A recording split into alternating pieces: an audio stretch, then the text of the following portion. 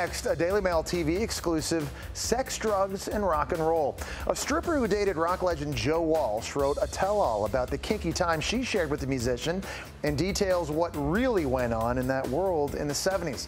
Alicia Corals is now back with more. Alicia, shocking revelations about life in the fast lane with Joe Walsh, who was a member of the Eagles and a legendary guitarist. Actually was just inducted into the Hall of Fame. So what can you tell us? This book is a page-turner. So Kristen Casey is a stripper that he dated for 6 years. They met when she was 20 and he was 40 years old.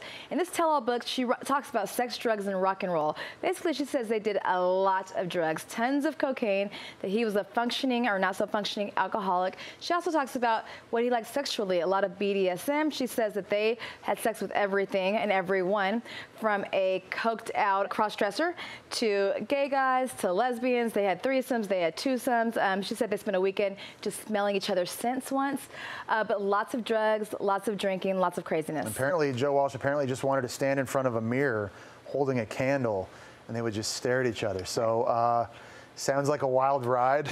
What ended up happening with them? Shockingly, Jesse, these two did not end up together. So basically, the Eagles had said to him, you got to get it together. They sent him to rehab. She came to rehab as well. She was doing good for a while, but then she got into crack, basically, and she says that she went into these psychotic stages, and then she became the alcoholic. She went back to stripping.